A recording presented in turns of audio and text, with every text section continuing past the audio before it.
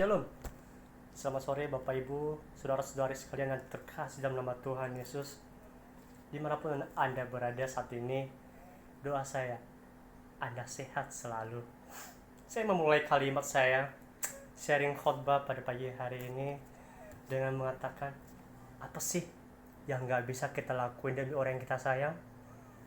Begitupun dengan Tuhan, apa sih hal yang gak bisa Tuhan lakuin demi kita ciptaan yang paling Dia sayang? Kita berharga, kita segambar, serupa dengan Dia. Begitulah kata Alkitab mencatat di kitab Kejadian. Hari ini saya mau mengekspos tentang seorang tokoh raja bangsa Israel, yaitu Daud. Daud ialah raja kedua bangsa Israel. Dia seorang yang takut akan Tuhan. Dia seorang public figure yang sangat baik. Dia memiliki fellowship yang baik, relationship yang baik terhadap bawahan-bawahannya, baik terhadap rekan-rekannya di dalam kerajaan Israel, terlebih kepada Tuhan, Sang Gembala yang agung itu. Dia menjadi role model yang baik, menjadi patron yang baik. Dia menjadi raja yang sangat terkenal, raja yang sangat terkemuka, diidolakan, didamba-dambakan, dipuja-puji di dalam sejarah kitab Perjanjian Lama. Dia sangat berpengaruh. Dia memiliki banyak syair yang dia tulis. Dia menulis banyak mazmur. Dia seorang pemain musik yang handal. Dia bagus dia bermain musik. Saya nggak tahu dia bisa main drum apa enggak. Saya belum cari tahu. Tapi dia pandai bermain musik. Saudara-saudari yang terkasih dalam nama Tuhan Yesus, saya mau mengekspos kitab Mazmur pasal 23. Daud berkata, Tuhan adalah gembalaku yang baik. Dia berkata dengan iman, Tuhan adalah gembalaku yang baik.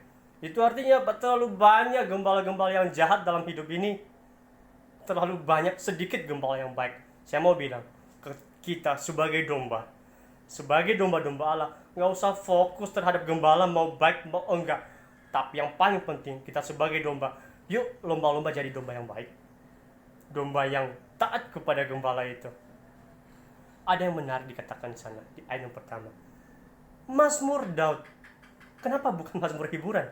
Kenapa bukan mazmur saudara-saudari sekalian? Mazmur Daud. Karena kisah ini dialami langsung secara personal seorang pribadi, Daud itu sendiri. Makanya dikatakan mazmur Daud. Oleh sebab itu, ciptakan kisahmu dengan Tuhan, maka akan ditulis mazmur saudara, siapapun nama Anda. Karena Daud yang mengalami, dia tulis begitu bangga dia, begitu gamblangnya dia mengatakan mazmur Daud. Dia memiliki intimasi yang baik dengan Tuhan, sehingga dia mengalami Tuhan betul-betul di dalam kehidupannya. Sehingga dengan iman, ia mampu berkata di ayat 1 itu, hebat sekali. Tuhan adalah gembalaku, takkan kekurangan aku. Tuhan adalah gembalaku, takkan kekurangan aku. Jikalau begitu, kok aku masih sakit? Jikalau begitu, kok aku miskin? Jikalau begitu, kok aku ditempatkan di tempat pelayanan yang tidak sesuai dengan kapasitas aku, padahal aku mampu lebih dari ini. Kok istri aku ninggalin aku? Kok anak-anakku kayak gini? Kok hidupku pas-pasan? Kok aku gak bisa seperti orang lain? Katanya Tuhan adalah gembalaku, takkan kekurangan aku. Apa begitu artinya? Saya pikir bukan. Daud sebagai seorang gembala dan seorang raja, dia tahu betul bagaimana menjadi gembala, dan dia tahu betul bagaimana perlakuan seorang gembala kepada domba-dombanya. Kalau kita melihat background Daud, latar belakang, riwayat hidup seorang Daud, dia pernah menjadi gembala domba. Jadi dia tahu bagaimana cara membalut luka domba-dombanya, membalut luka di hati, di kepala, di kaki, dan dimanapun. Dia tahu cara membalut luka, membersihkan luka di hati, dan membersihkan sebersih-bersihnya. Dia tahu cara memberi minum domba-domba. Dia seorang gembala yang baik pada waktu itu, Daud. Maka dia berpikir, jikalau aku, manusia ciptaan, mampu berbuat begitu hebat, begitu baik, begitu bijaksana kepada domba-dombaku, apalagi dia, gembala yang agung itu, pemilik kehidupan, jalan kebenaran, pencipta hidup kita. Kita domba segambar serupa dengan dia. Bukankah dia akan memperlakukan kita jauh lebih baik, jauh lebih mulia daripada domba-domba yang dipelihara oleh seorang Daud? Sehingga dia mampu berkata, Tuhan adalah gembalaku, tak takkan kekurangan aku. Ini perkataan iman seorang Daud. Bukan berarti dia tidak berkecukupan. Bukan berarti dia tidak berkekurangan. Bukan berarti Daud hidupnya kelimpahan. Gak ada kekurangan satu hal apapun. Bukan berarti dia aman-aman saja. Tidak. Ketika Daud berkata, Tuhan adalah gembalaku, takkan kekurangan aku akan terasa cukup pas dengan dia. Bahkan lebih. Bukan karena semua aman-aman saja, tetapi karena ada iman, ada ucapan syukur yang hebat, yang besar dari seorang Daud, yang memiliki harapan lebih, ekspektasi lebih terhadap karya Tuhan di dalam kehidupannya. Begitu yakin dia sama Tuhan, karena Tuhan sepanjang hidupnya gak pernah mengkhianati dia. Dia tahu Allah Israel, Allah yang bertanggung jawab atas hidupnya. Dia tahu Yahweh, YHWH yang disembah oleh bangsa Israel pada waktu itu gak pernah berkhianat. Dia bertanggung jawab, yang memelihara penuh domba-dombanya. Sehingga Daud berkata, sekalipun krisis kehidupan, sekalipun masalah silih berganti menimpa kehidupannya, sekalipun situasi tidak enak, suka duka, air mata, dan apapun yang terjadi dalam hidupnya, tetap Tuhan itu baik, tetap Tuhan gembala yang baik. Karena kenapa? Ada rasa syukur di dalamnya. Itulah yang menyempurnakan kekurangan. Itulah yang menyempurnakan segala rasa ketidaknyamanan. Itulah yang membuat kita merasa hidup lebih, takkan kekurangan. Karena kenapa? Ucapan syukur lebih mendominasi kehidupan kita. Orang akhir-akhir ini, jikalau hidupnya kelimpahan, gampang banget mengucap syukur. Coba kemiskinan, coba sakit penyakit, jarang orang mengucap syukur. Tapi yang paling hebat, engkau kelebihan, engkau kekurangan dalam berbagai situasi kamu, engkau tetap mengucap syukur, hebat kamu, domba yang baik. Karena kenapa? Seorang domba dia tahu tanpa gembala dia gak bisa berbuat apa-apa. Domba itu lemah, dia gak bisa membalut lukanya sendiri, dia gak bisa mengobati dirinya sendiri ketika terluka di hati, dia gak bisa cari minum, dia gak bisa mencari tempat yang aman. Oleh sebab itu, seorang domba dia butuh gembala, gembala yang benar, gembala yang baik. Ingat, melalui itu kita belajar, bukan Tuhan yang butuh kita, kita yang butuh Tuhan. Tanpa Tuhan kita gak bisa apa-apa. Kita domba kok lemah, sok-sokan bisa hidup sendiri tanpa Tuhan. Kita butuh Tuhan. Biarkan dia berkarya dalam hidup kita, tetap berjalan di dalam genggaman tangan Allah, Sang Gembala Agung itu. Gak usah kemana-mana, gak usah lari-lari. Bukan hanya itu, Daud hebat sekali. Di ayat yang kedua dikatakan, Ia membaringkan aku di padang yang berumput hijau. Kata ia yang berarti tertuju kepada Tuhan, kata ganti Tuhan, berkali-kali diulangi di dalam teks Mazmur 23 ini. Ia membaringkan, ia membimbing, ia menuntun. Oh, ia menyegarkan jiwaku. Wow, artinya apa?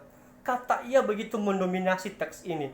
Itu artinya Tuhan bekerja secara aktif, terus-menerus, dalam berbagai aspek, seluruh bidang kehidupan umatnya. Di depan, di belakang, atas, bawah, dan seluruhnya. Dia mengawal umatnya, mengawal domba-dombanya, bertanggung jawab penuh dia atas domba-dombanya. Dia bukan Allah yang lari dari fakta dan kenyataan.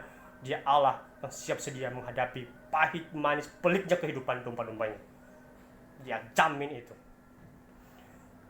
Dia membaringkan aku di padang berumput hijau.